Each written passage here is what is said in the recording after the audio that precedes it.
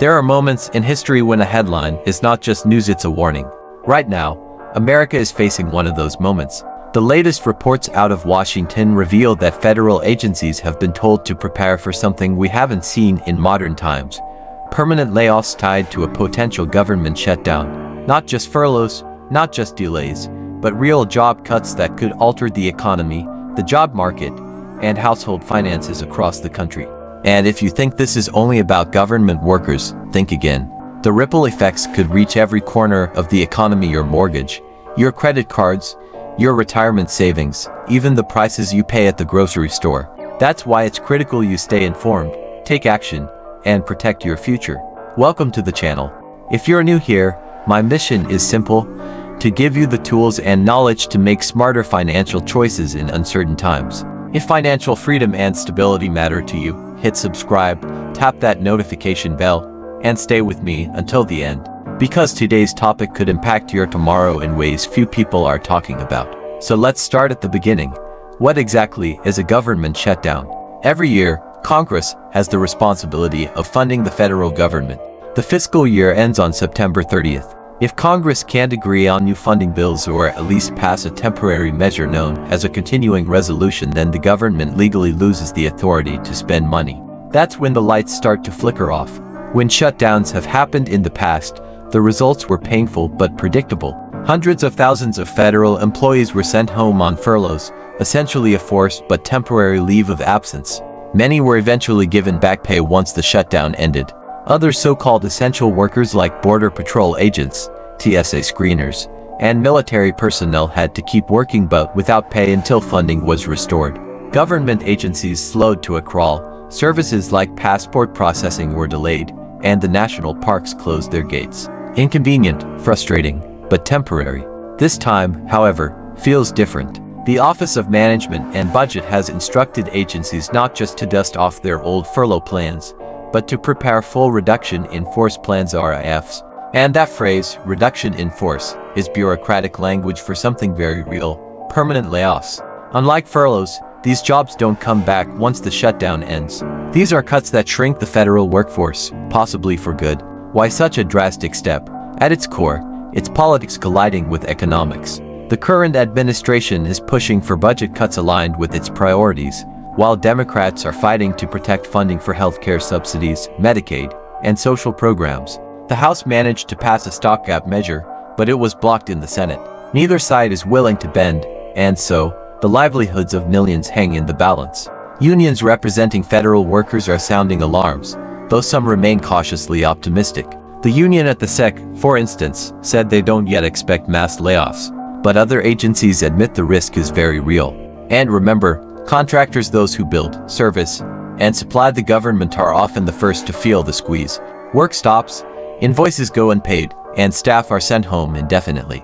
The impact hits hardest in regions like Washington, D.C., Maryland, and Virginia, where local economies depend on federal jobs. A wave of permanent layoffs there could translate into widespread business closures, higher unemployment, and weakened housing markets. But the shock won't stop at the Beltway. Past shutdowns temporarily increased unemployment nationwide. If this one brings permanent cuts, the numbers could rise fast and stay high. Now, let's step back and look at the broader economic backdrop, because it matters. 2025 has already been a year of federal layoffs and a hiring freeze that's been in place since January. The Supreme Court has even cleared the path for deeper cuts. Meanwhile, inflation is moving in the wrong direction. The latest PCE report showed inflation running at 2.7% year-over-year in August. Core inflation, which strips out food and energy, was 2.9%. On a monthly basis, headline inflation is closer to 3%. That may not sound catastrophic, but it's enough to erode purchasing power and remind us that prices are still climbing. Rent, utilities, groceries, none of it is easing. And then there's the national debt, which now stands at $37 trillion, up from $33 trillion just 2 years ago. Credit rating agencies have taken notice.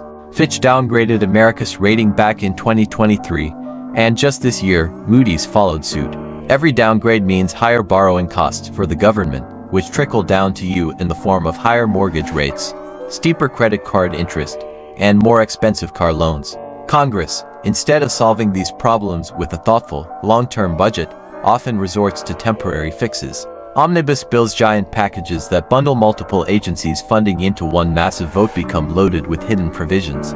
Continuing resolutions act like band-aids, keeping the government open but never addressing the real issues.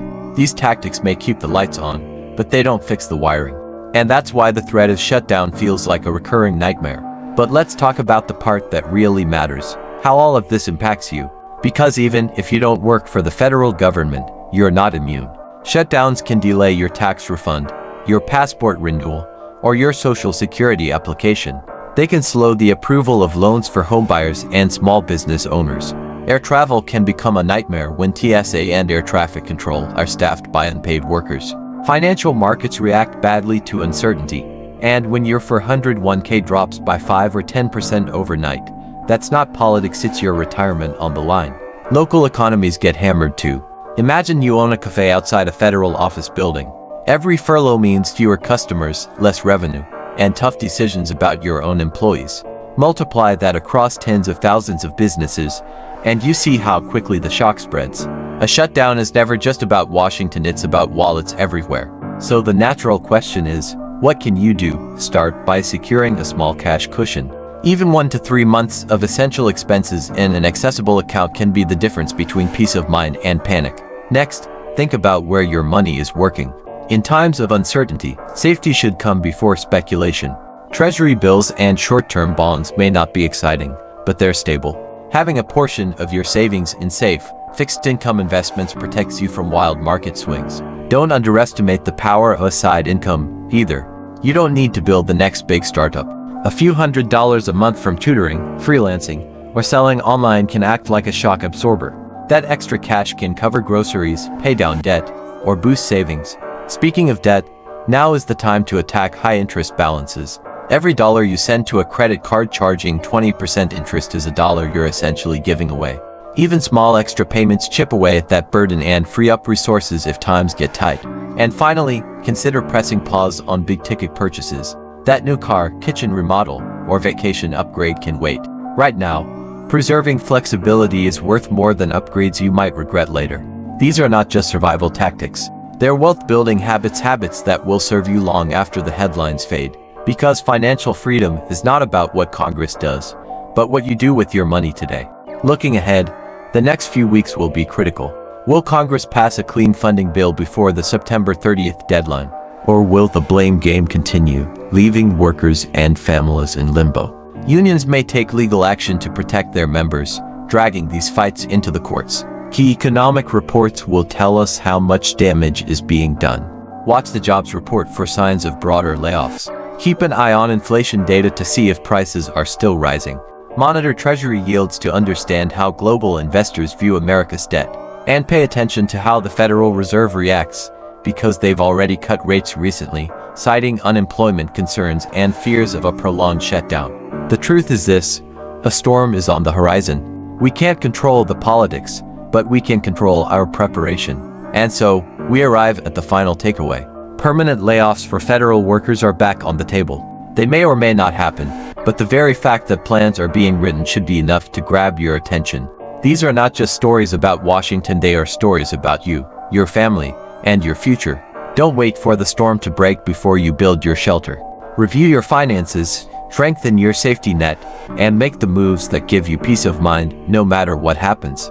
If you found value in this video, I encourage you to hit that like button, share it with someone who needs to hear this, and subscribe for more insights on building a stronger financial life. And I'd love to hear from you. What's your biggest financial concern right now? Drop it in the comments, because chances are you're not alone. And remember this: the best person to take care of the future you is the present you. Start today.